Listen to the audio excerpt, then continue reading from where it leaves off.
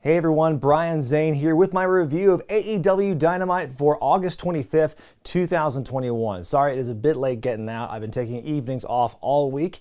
It's been surprisingly refreshing. So I watched Dynamite last night but filmed on Thursday morning. So here we are. The first match is a grudge match between Matt Hardy and Orange Cassidy, and honestly this is the best match of the show. I think the quality of matches kind of dips down. As far as entertainment value for me, dips down after this one. There's a lot of shtick with these two, because you've got this opening exchange with like Orange's kicks and Matt doing the delete in response and whatnot. Matt reaches into his pockets, pulls out wads of cash.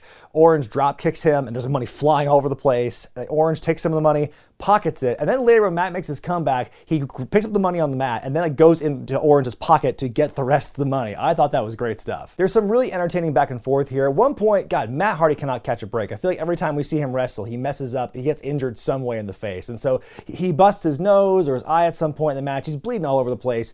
Orange is able to counter the leech attempt by sitting on him, hands in pockets, and folds him up for a pinfall victory. So yeah, very good opener, and unfortunately, I don't get the same kind of joy from watching any other match in this show than I do this one. We had a promo from Malakai Black toward Brock Anderson where he says that Brock is in over his head, so if he just throws the match and just leaves the ring, gets himself counted out, all will be forgiven. But if anything is different from what Malakai has just described, he will take it out on the Nightmare Family. A short but very intense promo. Speaking of promos, Chris Jericho makes his way to the ring to address his future after losing the fifth labor to MJF last week. He talks about all that he went through and how it all feels like it's for nothing, but the idea of beating MJF has been eating away at him and has been driving him crazy for months now. And so he actually challenges MJF to one more match at All Out on September 5th. But the caveat is if Jericho loses, he'll be forced to leave wrestling. He'll have to retire as an active competitor and basically become a full-time broadcaster on Rampage. MJF then comes out, and a great throwback here because MJF is wearing a shirt that says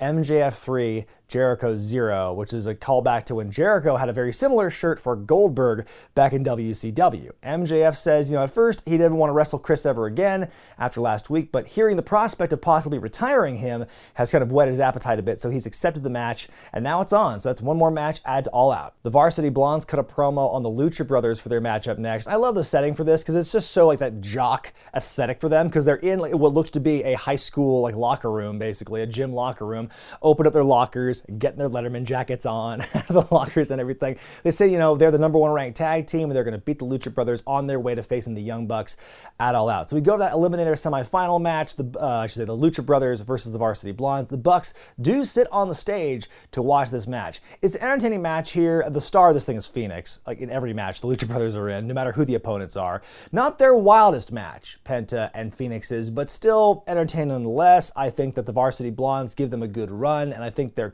chemistry is good. But I think it could be, it's again, not their best, not their wildest, but it's good, it's competent. In the end, Pillman Jr. gets drilled by both Lucha Brothers for the Bros to advance. We get a bit of a face-off here between them and the Young Bucks, but then the Jurassic Express at ringside kind of help even the odds and chase the Elite out. So now Friday on Rampage, the finals are going to be the Jurassic Express versus the Lucha Brothers to see who will face the Bucks on the pay-per-view. And honestly, those next two matches sound amazing. The finals itself, and now no matter who wins that matchup, going against the Young Bucks in the cage should be really awesome. Jamie Hayter makes her long-awaited in-ring return to AEW. She's the new muscle for Dr. Britt Baker, and she takes on Red Velvet up next.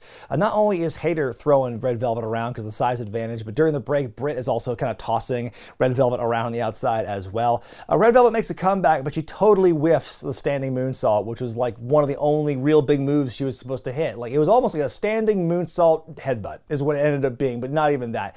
Felt really bad for her, It happens, but for it to happen on such a big stage is pretty embarrassing. So anyway, Hayter ends up winning with a huge lariat. Match was okay except for that whiffed moonsault. That was pretty disappointing.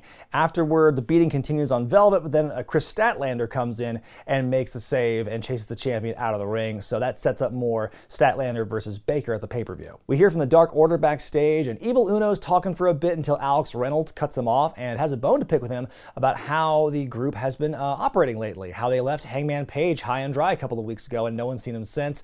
And Colt Cabana brings brings up, hey, he wanted it that way. But Reynolds basically says, just because you have the word Uno in your name doesn't make you the leader of the Dark Order. He and John Silver leave, so there appears to be some unrest and trouble in paradise for the Dark Order, which really disappoints me. I don't want this group, I've been kind of on the fence for the last, couple of months. Like, should the Dark Order break up? Like, what is really left for them to do?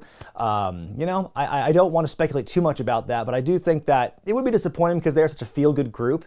You hate to see them, you hate to see the family fight like that is all I'm saying. Then it's time for CM Punk's Dynamite debut. Of course, Punk broke the internet last Friday when he debuted on Rampage. So he shows up on Dynamite here to be interviewed by Tony Schiavone. Massive chance for him the entirety of this segment. Like, it rarely, if ever, stops for the CM Punk chance. So Punk puts over a ton of the young names, like kind of like what he did in his first sentence back on Rampage, where he puts over Britt Baker. He does something very similar here, where he starts talking about all the other young talent that he wants to eventually fight, turns his attention to Darby Allin, and he asks himself, can Punk still go? If yes, it starts with Darby. And then when he talks about All Out again, he sees a lot of himself in Darby, he says. He says, you would have been my favorite wrestler if I were 15 years old, is what he says. Unconventional, doing things your own way. And I think he brings up some very good points about that. So he asks the question again, can Punk still go? And the fans start doing a yes chant. And then Punk with some, not so, subtle teasing, where he says, that's someone else's shtick, but you're gonna have to wait a while. Ooh. He wraps it up by saying that his match with Darby at All Out is less about proving the haters wrong and more about proving himself right. He then concludes by giving a shout out to his wife, AJ Lee, by her government name, as she put it on Twitter. And that's how it ends. I thought it was a very strong promo from Punk here, but that's not, not a huge shock. I do like the lip service he's giving, where he's putting over all these young talents and stuff in his first couple of promos.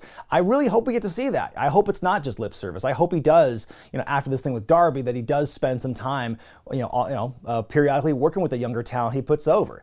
I think that would be great for them. I think it'd be great for him. It'd be great for AEW in general. But it's one thing to say all these things, it's another thing to actually do it.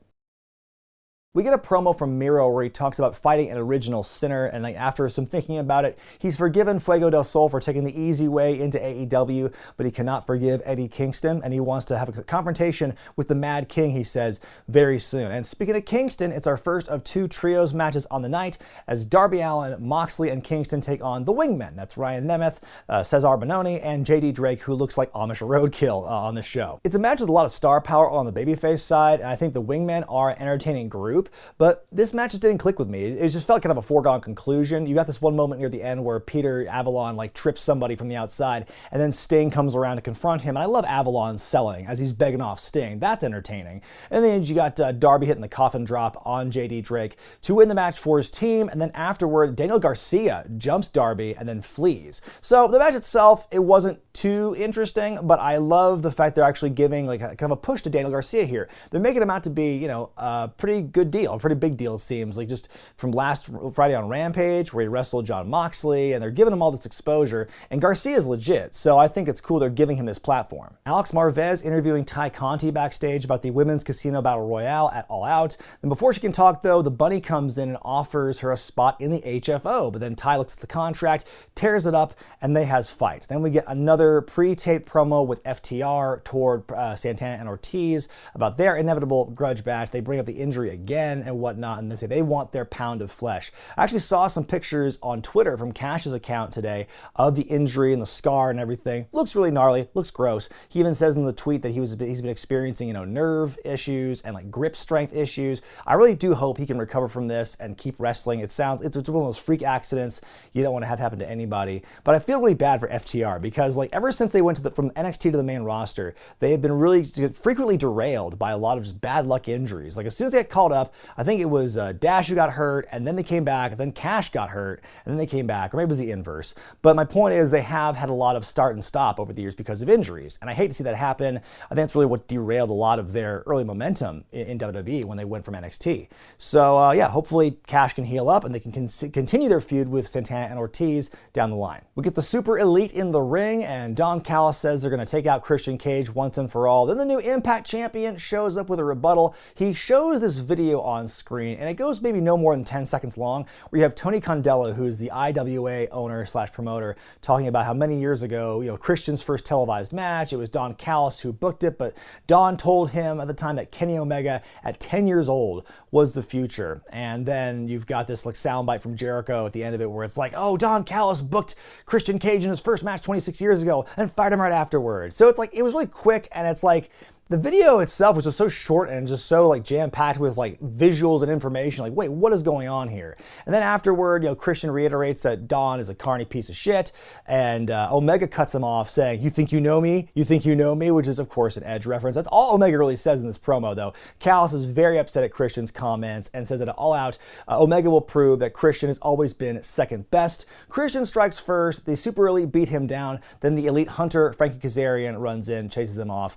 It was an okay segment, I guess. I think the "You Think You Know Me" reference was the best part of it, but I think that whole video interlude was just like, what? Wait, what is this? Whoa. And if you're going to show that, make it a bit longer is all I'm saying, because you just saw like 2 seconds of Christian fighting a ponytailed Lance Storm, and there was like so little context to what that story was. We get a new match announced for All Out. We have Jon Moxley cutting a promo backstage where he says he just got a contract for a match with Satoshi Kojima, the Japanese legend, big fan of bread, I've been told. So he puts him over as this big name in Japan, but he says that he will end his career with a public execution at All Out. Should be a good one. And then we go to another trios match as the Gunn Club, Billy, Austin, and Colton Gunn take on the Factory. And Paul White joins commentary for this one because he is beefing with QT Marshall at the moment. In this match, not much to it either, I have to say. I think that the trios match from before was more interesting because of the characters I like a lot more.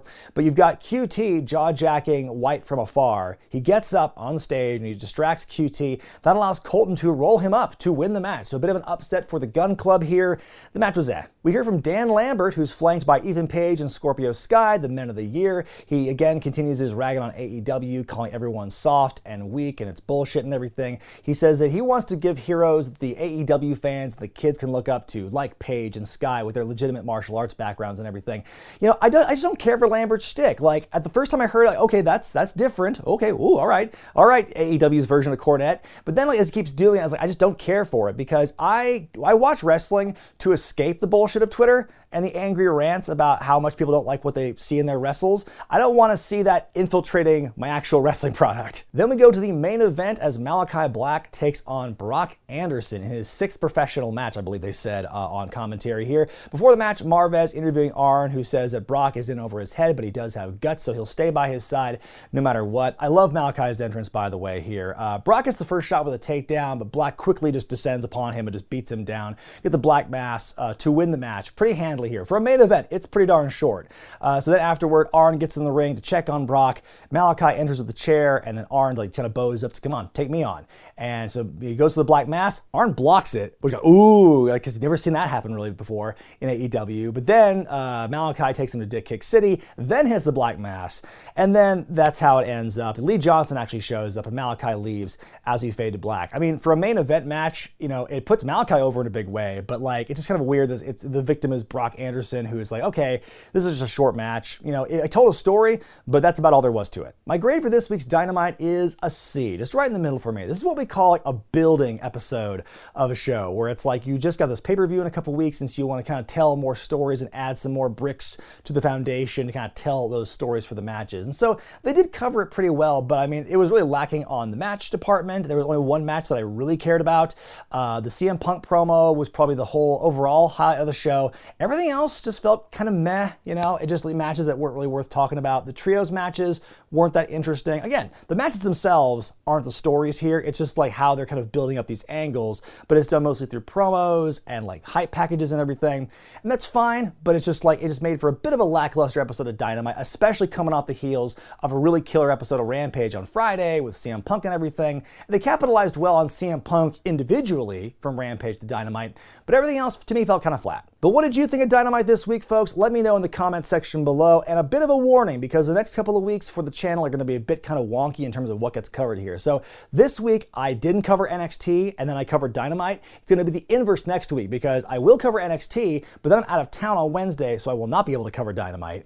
And then, unfortunately, I will not be able to watch All Out when it happens, and I honestly don't know when I'll be able to watch it while I'm out of town on my break. So right now I am a bit disappointed that I can't cover all out when it happens, and I will try my best, but just giving you a warning right now, it might not get covered on time, if at all, on this channel, and I really apologize for that. There will be a couple other things that will be affected by my break, but I will try and put some more videos in its place of the things that I am missing out on. So do stay tuned to the channel for that, and I will remind you about what's going to happen in the next couple episodes to come of reviews and everything. So until then, folks, hope you enjoyed this review, but until then, I'm Brian Zane, and I'll see you next time.